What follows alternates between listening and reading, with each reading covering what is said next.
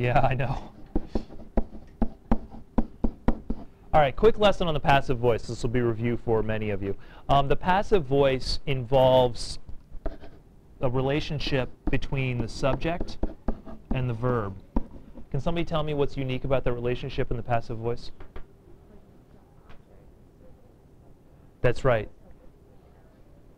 The subject is being acted upon by the verb. It's not actually doing the verb, it's being acted upon by the verb.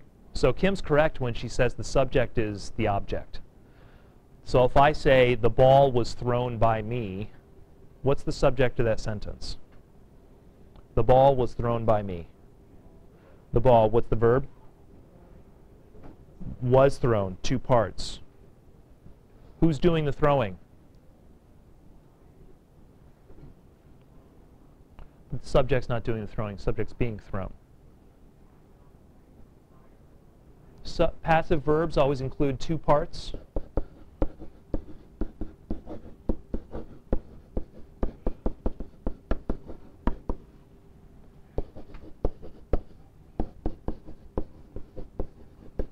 Always includes some form of the verb to be. In this case, the simple past was, and a past participle. Past participle of to throw is thrown. Was thrown. Somebody want to do the quick trick of just identifying the passive voice in the sentence. I've just told you how to identify it. 2-part verb, some form of the verb to be, and a past participle. 3. Sam. Is God being punished or being punished? Nice. Samuel hit him. Easy. Is my form of the verb to be. Should be is also a form of the verb to be. And will be is also a form of the verb to be. Sometimes past participles are regular. EDs. Sometimes they're irregular. T. But there's your formula for finding them. It's a formula so simple, by the way, that Microsoft Word will do it for you. And I'll show you how to do that in a moment. Now, the next question, if those are my passive verbs, what are the subjects that are being acted upon?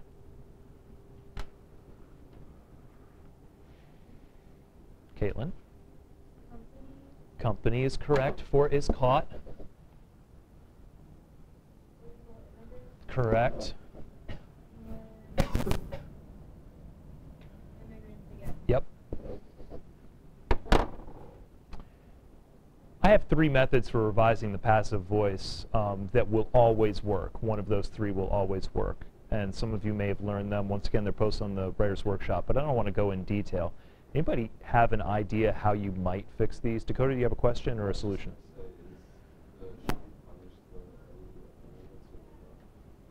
Oh, that's true.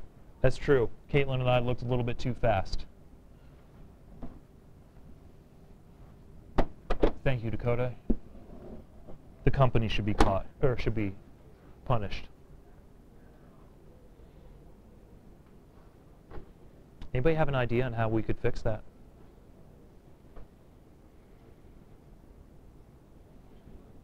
Sorry? You could rearrange, you could flip around, but flipping around is not going to help the problem. The ball was thrown by me. How do I fix that to make it active? I threw the ball. Why did you do it that way? Because the subject's already in the sentence. Subject is me. I throw it in the object position. It transforms from me to I, because I can't say me throwed the ball. I threw the ball. That's a simple flip and a rearrangement. It only works, Jordan, because I have the subject in the sentence. You don't have your subject in the sentence. Therefore, you need to introduce your subject into the sentence. Who's doing the catching? Come on, who catches companies hiring illegal immigrants? Yeah, do we have any idea which branch of the federal government? Let's specify. You think it's INS? Probably Immigration and Naturalization Services. By the way, in your paper, you should be a bit more specific. So I would say if the INS catches a company hiring illegal immigrants, who should do the punishing? The INS or the federal, whatever enforcement agency you have. If the INS does it themselves, if it's a federal court that levies a fine, you can figure that out. if the INS catches a company hiring illegal immigrants, it should punish them severely. Next sentence. They will deport the illegal immigrants and the company, blah, blah, blah. There you go. So solution for passive voice. Find the subject.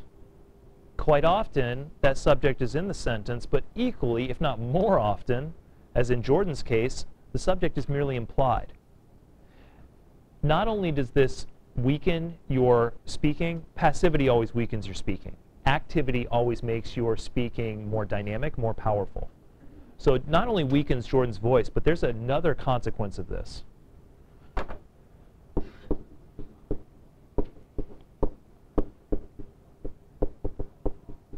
I don't know who we're talking about. We're talking about immigration, and I don't know what federal agency is responsible. Why? Because they're not in the sentence. So the passive voice can create a number of different problems. You want to avoid it. And for those of you who are not familiar with how to do this, let's take a quick little tour on Microsoft Word. If you look in Microsoft Word, and by the way, this will be found in 2007, it will be found up in that little office icon up in the top left under Word Options. But in the old style, you go to Options under Tools, Spelling and Grammar. And if you've been in my class, you've seen this, but if you haven't, you may not have checked Grammar and Style settings. When you load Microsoft Word, it turns all of the grammar checks on. It assumes you want to proof your grammar. It doesn't know what style you're looking for. It does not know if you want to use the first person voice or not. It does not know if you want to use contractions or not. So all of these, when you load it, are turned off. If you go in, look, passive sentences right there. If you go in and turn that on, suddenly it will look for passive sentences.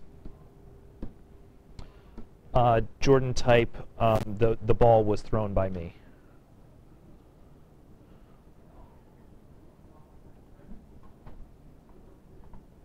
Period, and then press enter.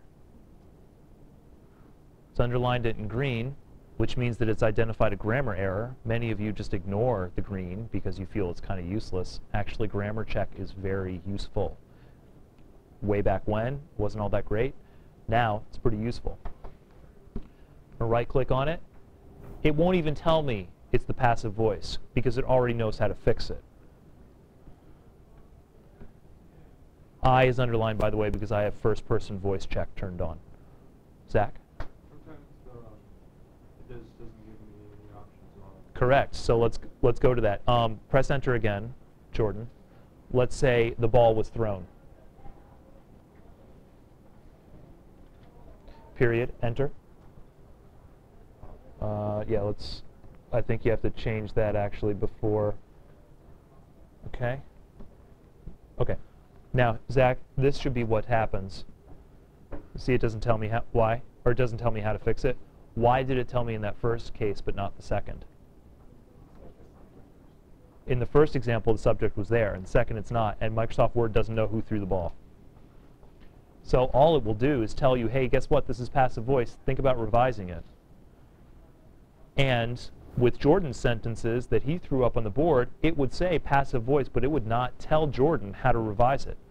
Because Microsoft Word cannot psychically know who you're talking about. It only deals with the grammar that's on there. So when you go through this paper again, and you check the grammar settings, and you turn some of those on, then you'll find a lot of green that will help you identify. Probably a lot of green that identifies the same problems that I've identified with my green marks.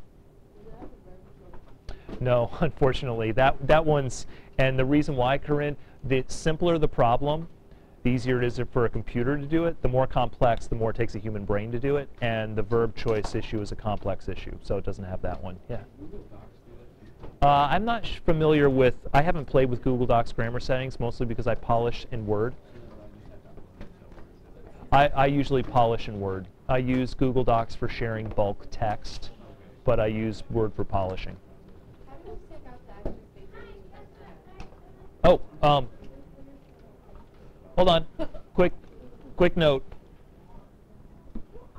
In MLA, you do not have extra spaces between paragraphs. In Microsoft 2007, Bill Gates has proven that he hates you by including extra spaces every time you press enter.